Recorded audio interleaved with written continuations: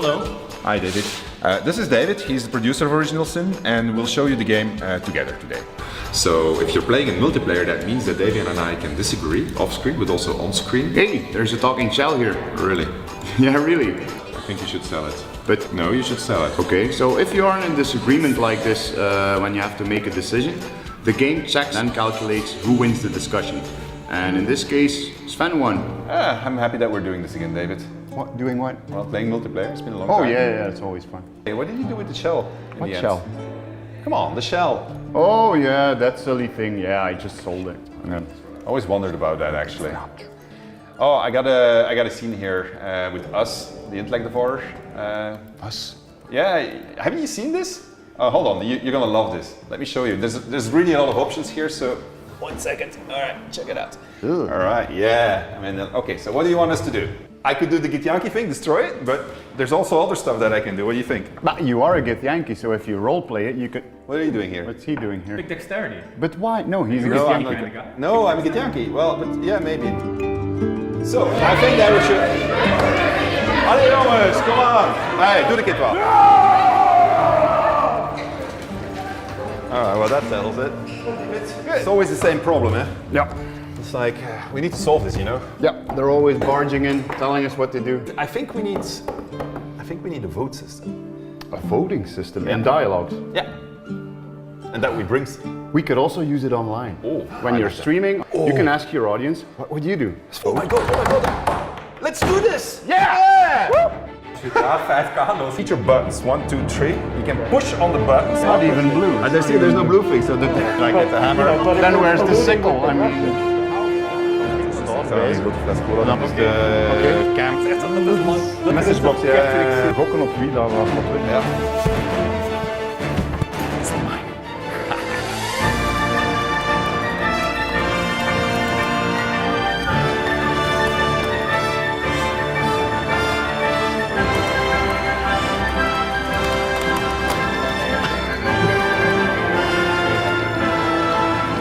Oh, we moeten afstaan.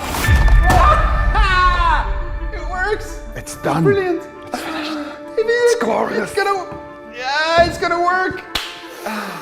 Yeah. Now, someone's going to have to tell Jason.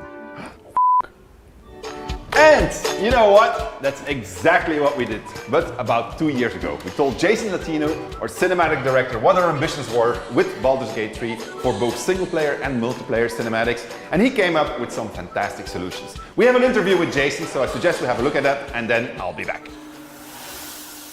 I'm Jason Latino, cinematic director here at Larian Studios. We're in the Dublin office.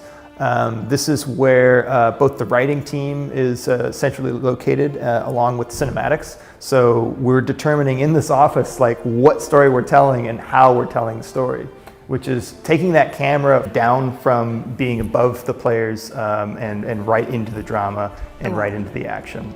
Say it. You think I'm a monster?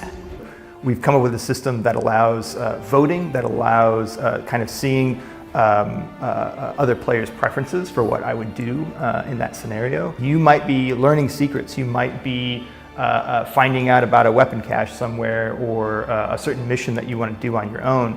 The fact that you're suddenly observed is information you need to know as the player, and presenting that in a cinematic way is what my whole department is doing.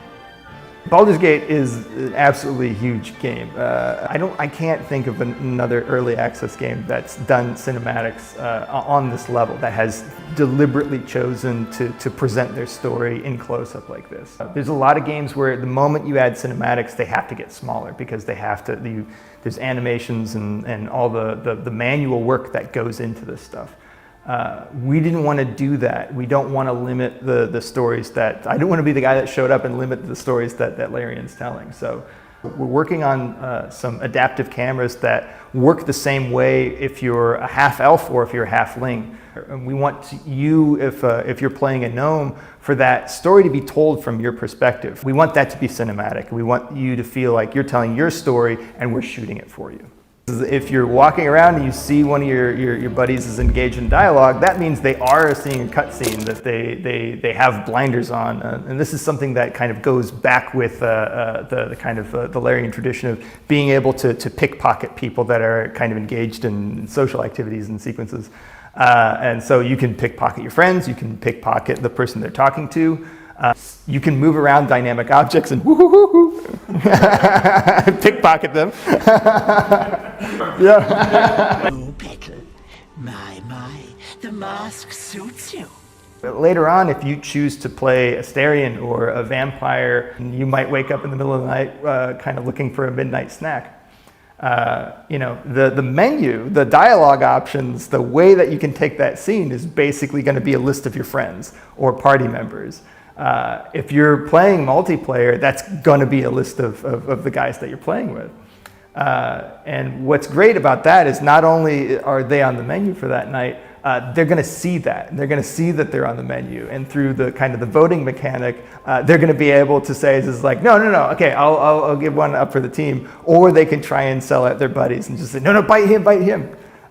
So that's a way that, like, there's that dramatic irony that we're able to play on, and we'll be looking for more ways to experiment with as we develop the game. Because taking on multiplayer cinematics is something that hasn't really been done. It's typically you'll have a multiplayer game with cinematics, and they're consumed basically the same way. All I want is a little fun. Is that so much to ask?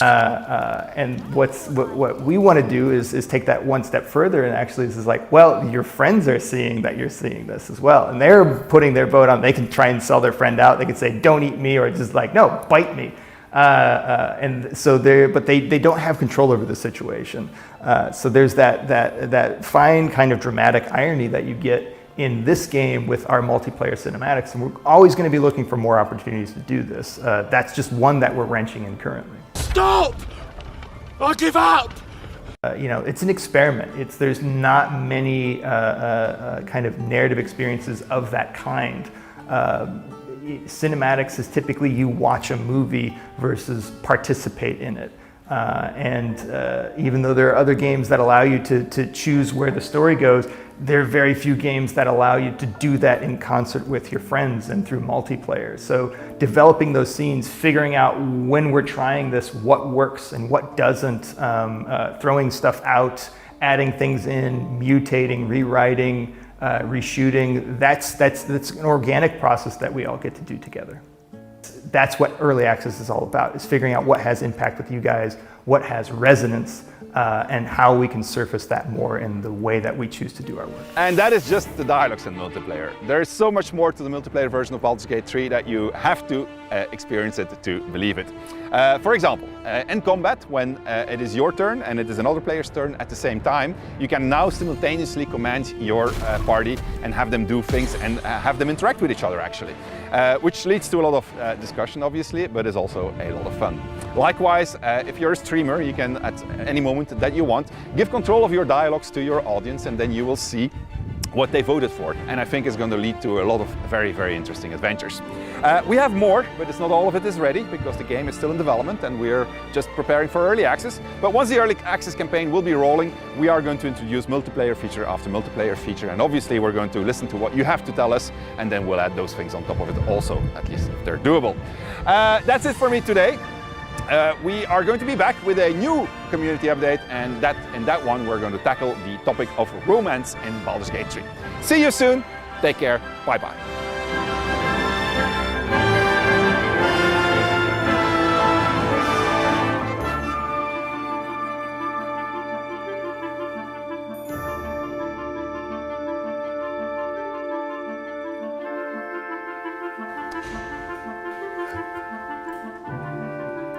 Where's my shell?